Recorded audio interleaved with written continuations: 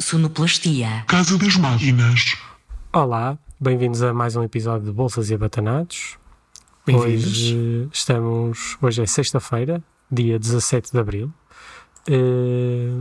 Eu e o Daniel estamos de volta para mais um episódio. Olá. Para ficar registado para um evento futuro e que nós andamos a seguir o mercado. O SP500 na última semana subiu cerca de 3,04%, portanto o mercado parece estar em altas. Desde o início do ano só perdeu 1%.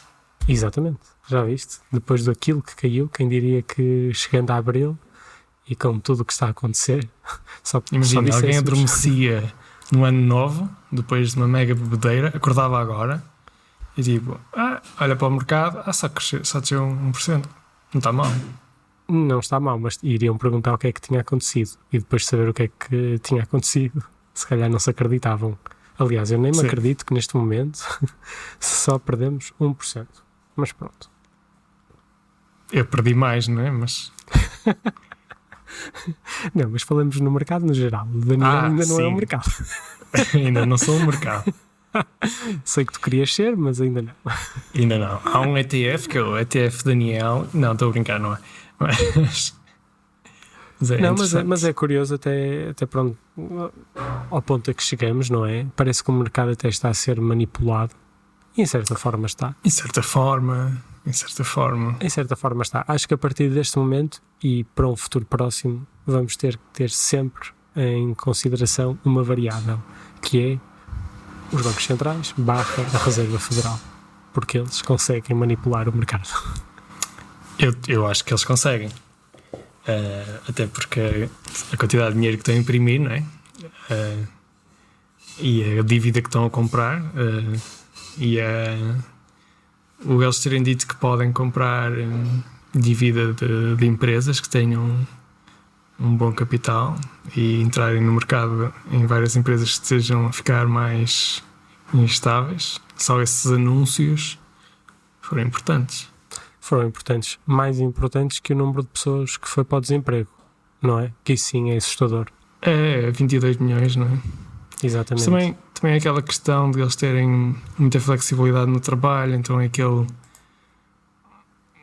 desemprego tipo assim manhoso, não é? Assim é preciso mais tempo.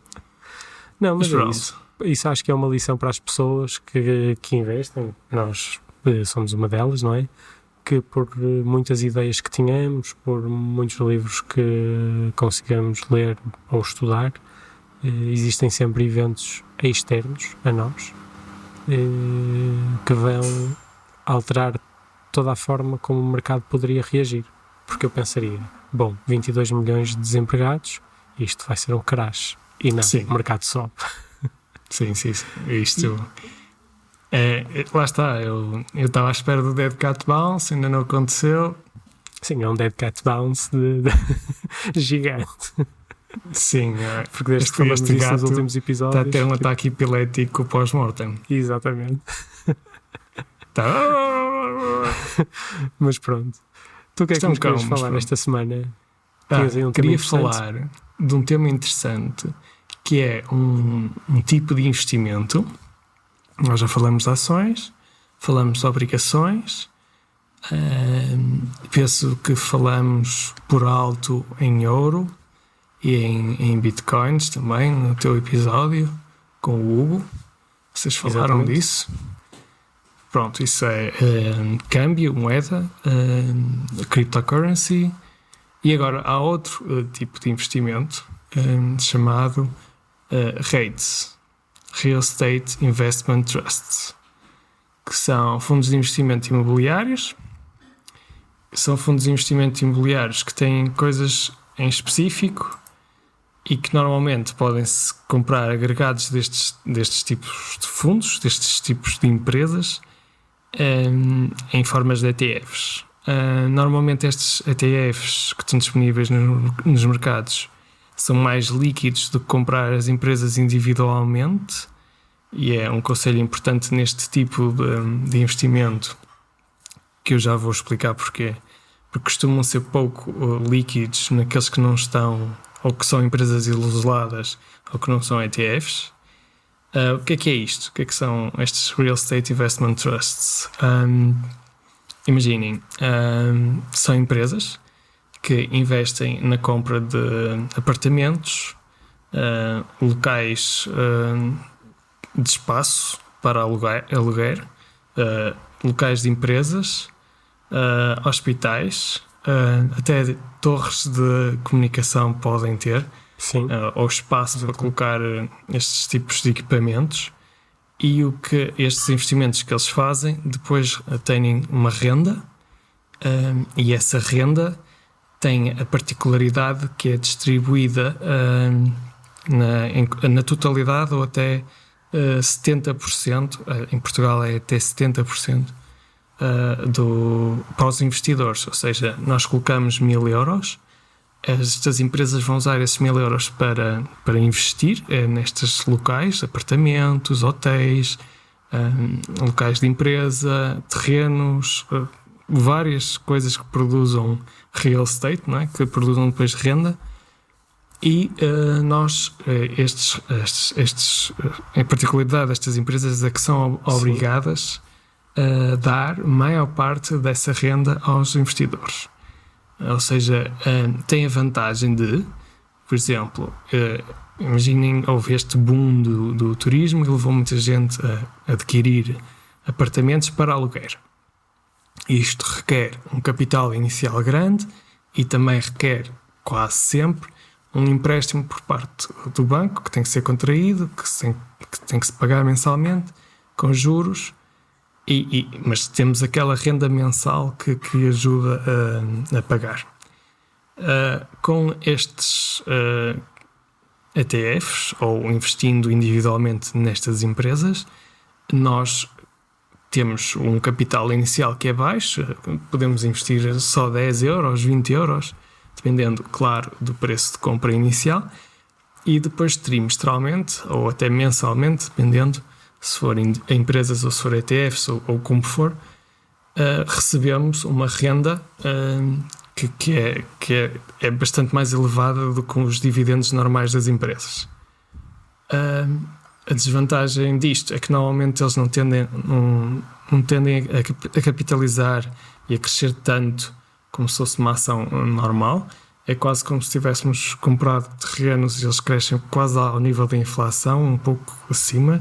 Portanto, estamos à espera que o valor do ETF aumente ao longo do tempo, como se fosse os outros ETFs. Sim. Não devemos esperar isso. Temos que perceber que o que nós compramos é uma participação nessas múltiplas empresas e que depois têm os múltiplos hotéis, apartamentos, e o que nós vamos receber são as rendas. É isso que nos vai interessar. Exatamente. É uma forma de diversificar. É uma forma de diversificar. E qual é a diferença, ou seja, entre isso e o querido comprei uma casa? Lembras-te? Aquela coisa que eles davam. Aquela empresa portuguesa, eu não achei uma má ideia. Eu sei que na altura curtiste isso. Não, ou seja, não foi curtir ou não curtir. Ou seja, acho que as coisas tinham uma parte boa e uma parte má, como em quase tudo, não é? Era uma empresa em que era tipo a Raiz, não é? Em que uma pessoa ou uma empresa queria comprar ou construir uma casa e tu podias dar uma contribuição tendo uma taxa de juro consoante o risco que estivesse associado, não é? Se fosse uma pessoa ou uma empresa. Tu não compravas uma participação no terreno, mas era uma participação básica, é como se fosse basicamente uma obrigação dessa pessoa, não é? Sim, sim. Isso faz-me lembrar a Housers, que também é nessa linha, e é uma empresa que tem participações aqui em Portugal, Espanha e Itália, em que basicamente podes investir na construção de casas ou apartamentos e que depois tu recebes ou parte das rendas ou parte das vendas. É outra forma de investir. Só que pronto, tem as suas vantagens e as suas desvantagens. Eu depois hei de falar mais aprofundadamente aí deste site, porque tem uns detalhes interessantes que, dependendo muito do que uma pessoa quer, pode ser uma opção ou não. Eu continuo a ser mais a favor dos ETFs de rates porque são mais líquidos e a liquidez aqui é muito importante. E também há ações de rates, há empresas que se dedicam só a isso. Sim, se vocês forem ver, por exemplo, não estou a dizer para comprarem, atenção, anúncio, blá blá. Tu queres dizer essa cena? Devemos dizer sempre isso no início, Sim. Tipo, como dizem no Animal Spirits e no Motley Fool, que é tipo, os speakers do podcast. Os speakers podem ter participação em algumas destas nas empresas que falam. Portanto, eu vou referir um fundo, mas eu não quero que vocês interpretem isto como uma recomendação de compra. É só para vocês irem analisar. Há um ETF da iShares, por exemplo. É isso que eu ia falar, exatamente. Que é de rates. Sim, e há da Europa, há dos USA e, se não me engano, também há Asian. Sim.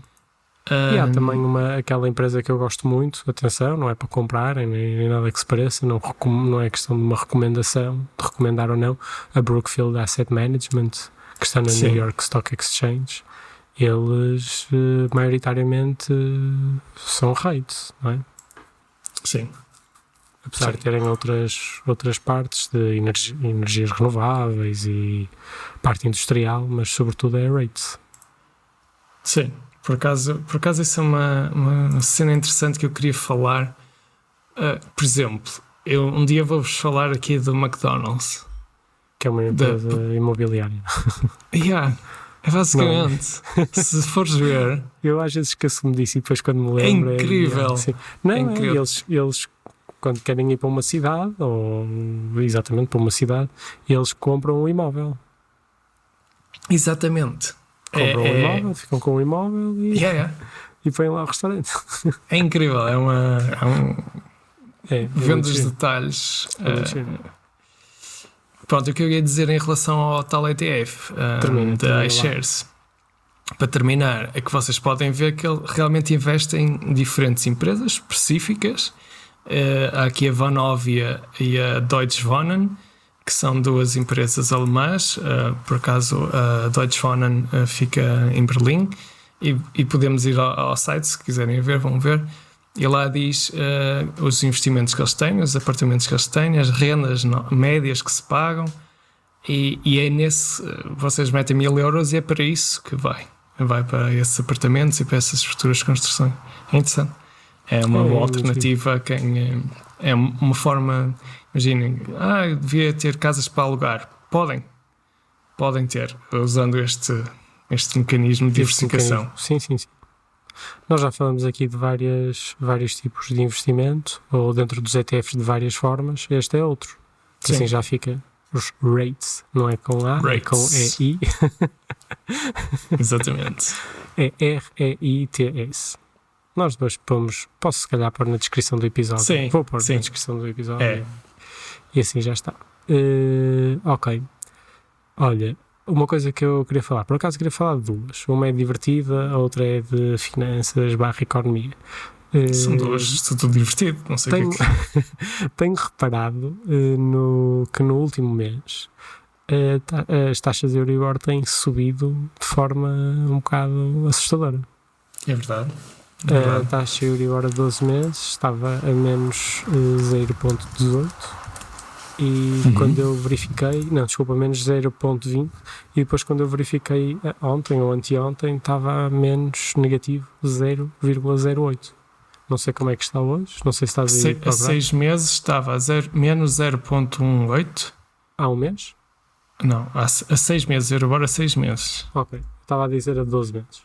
A 12 meses está agora, hoje, não é? Não, ontem, desculpem, a menos 0,09. Então já desceu um bocadinho, ok? Mas atenção que no início do mês estava a negativo 0,168. E em março, ou seja, há 2 meses, estava a negativo, Euribor a 12 meses, 0,327. Ou seja, em 2 meses é uma... uma aproximação dos 0% um bocado medonha. Sim. Eu não sei o que é que eles têm em mente. Não sei se isto é para os bancos terem possibilidade de ficarem com o dinheiro retido e não pagarem tanto juro por isso, e assim serem mais criteriosos a quem é que vão emprestar, ou é que é assim, se o Banco Central Europeu não tem cuidado, há uma contração na economia do outro lado, não é? Uma coisa já é a economia estar parada, pelo que já sabemos, e agora é sermos estrangulados. Sim, nos empréstimos, para ajudar. Tudo. Sim. Não, é impensável. Era a morte da economia como a conhecemos. Eles não vão por aí, de certeza, e já se está a falar em imensos estímulos financeiros para empresas, pessoas, para os bancos. Agora, isto é uma parte, mas houve um recém-estímulo que foi anunciado pela TVI hoje. Pela que TVI, eu não sei se é verdade. Não quero falar da TVI. Depois do que eles fizeram em relação às pessoas do Norte... Pá, sim, mas é só para ver. Devemos não boicotar. Falar da TVI. Mas isto foi do nada, ninguém sabe de nada, mas pelos vistos um jornalista descobriu que querem, para além da linha circular de Lisboa do metro, também vão fazer, na mesma altura, a expansão da linha vermelha com mais 400 milhões, sabes lá de onde? Neste momento? Sim. Isso não faz sentido. Isto foi anunciado no Jornal Nacional e toda a gente fica tipo... se calhar é...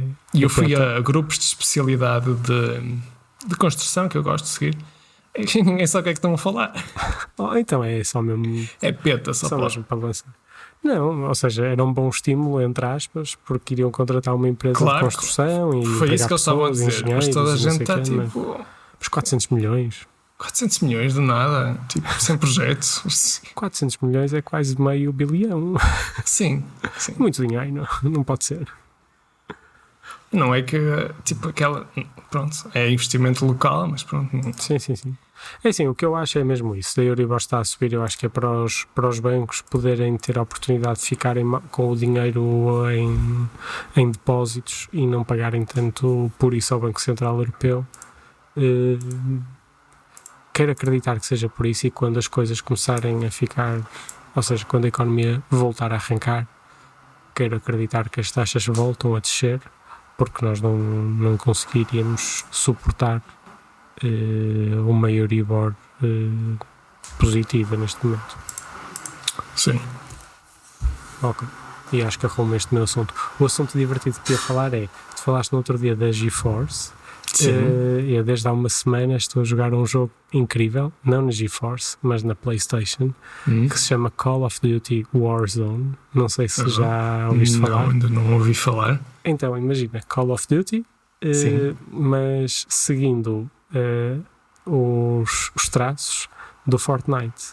Portanto, é de graça, é para jogar na internet, tens vários modos de jogar, desde Battle Royale a Blood Money, que é o que eu gosto mais, que é basicamente tu tens que apanhar o máximo de dinheiro. O mapa é gigante, podes andar em carros, helicópteros, tens tudo e mais alguma coisa, como se fosse mesmo um Call of Duty, e é de graça. Muito bom. Online. Mas só há para a PlayStation ou há para outros? Acho que só há para a PlayStation. E acho que isto está a ser mesmo uma lufada de ar fresco para a PlayStation, e acho que isto vai mudar muito a forma como nós jogamos e o preço dos jogos, sobretudo. Porque eu estou a jogar aquilo de graça, diz que eu tenho um passe durante 50 e tal dias, mas digo-te, se esgotar e for tipo 20 euros ao ano, eu compro. Porque está muito fixe, está mesmo muito fixe. Se não jogaste ainda, joga. Olha, tem para PC? Tem?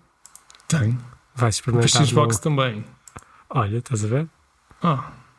É muito fixe, Sobretudo, por exemplo, o meu primo, é com quem eu estou a jogar mais, e ele está em Londres, nós combinamos e passamos ali 1 horita, 2, sempre mas eu tenho que jogar na GeForce Now, porque o meu PC é uma batata.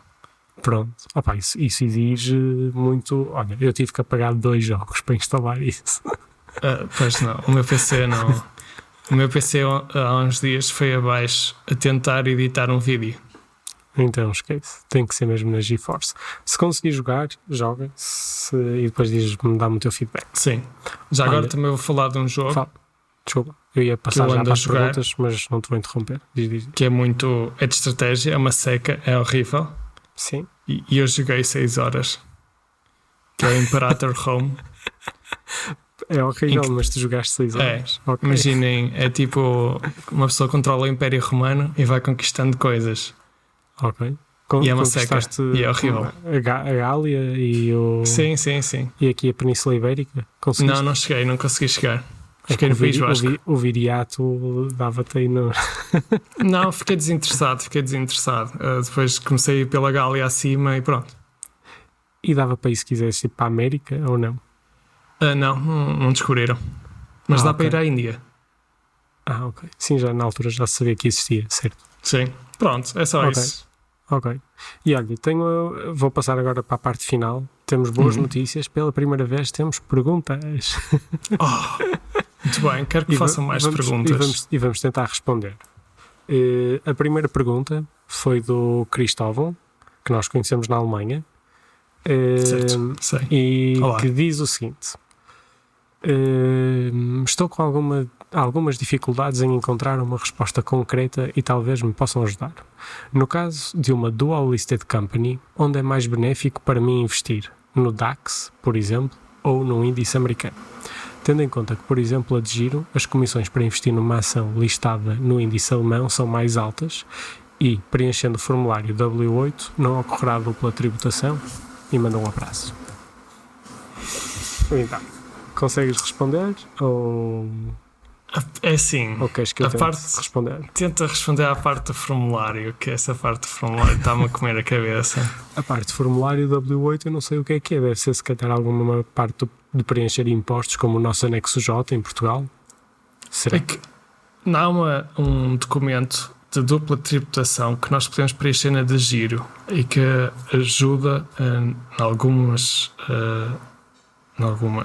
países para não haver dupla tributação, porque nós temos acordos. Portugal tem acordos e aquilo preenche e ficamos automaticamente sem isto.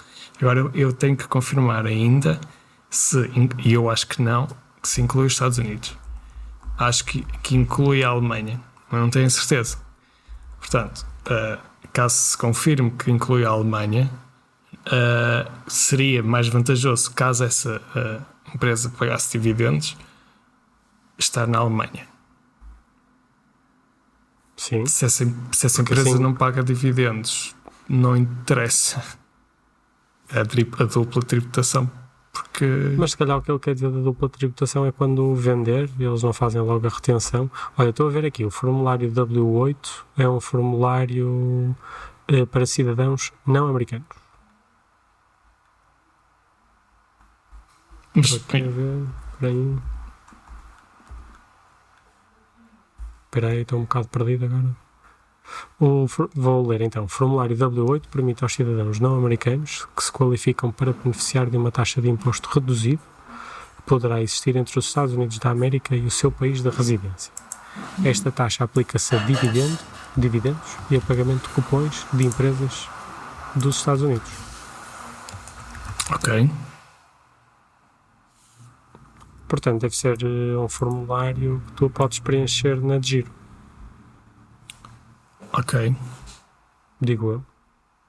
Vou procurar ver se tem na de giro e depois no próximo episódio digo. E vou confirmar se aquele que eu preenchi se tem esse incluído. Olha, não sabia se esse formulário tinhas preenchido, depois também nem procurei. Mas é o que tu dizes. Está nos documentos. Pagando nos documentos da nossa sessão, não é? Ok, vou procurar e depois também dizemos.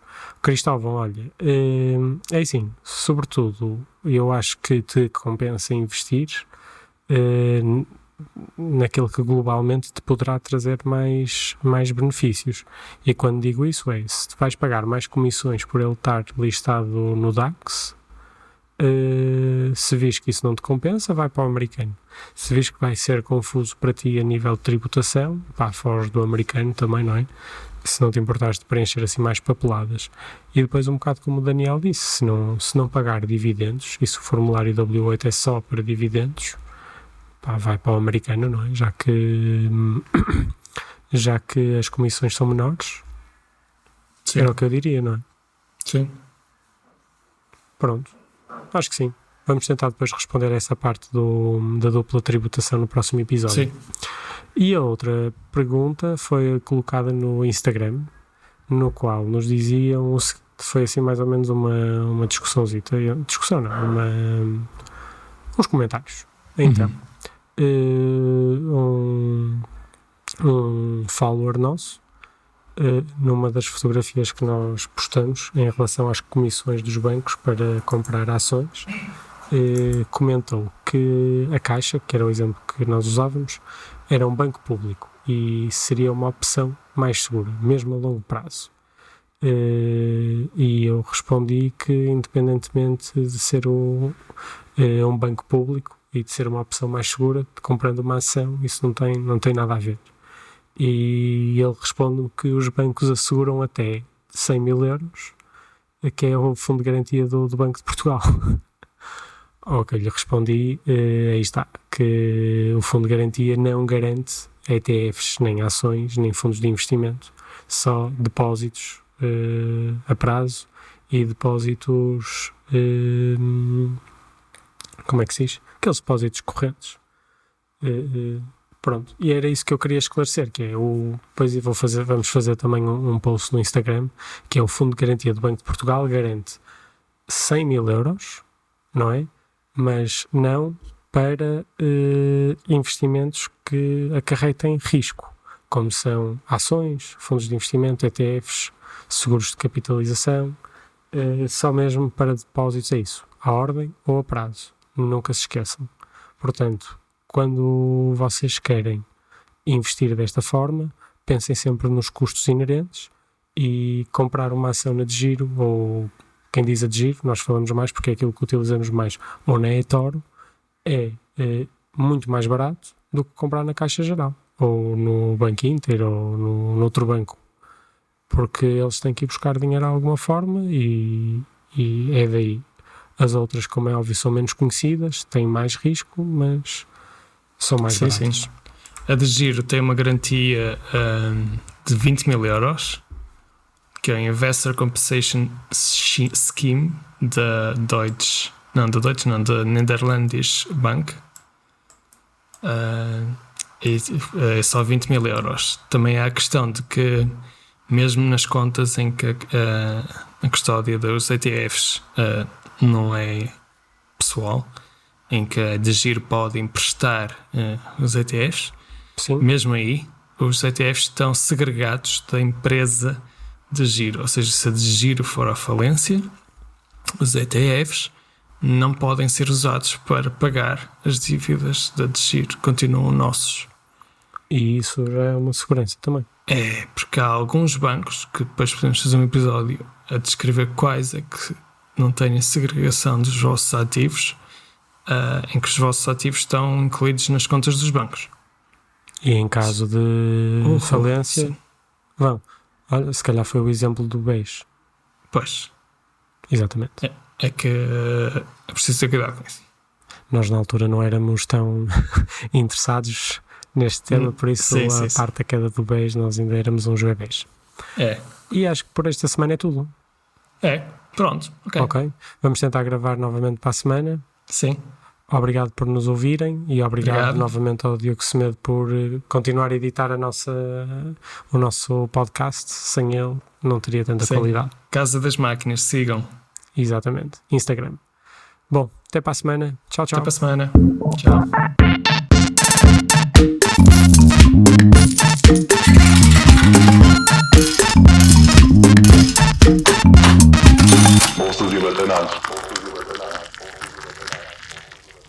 Sonoplastia. Casa das Máquinas.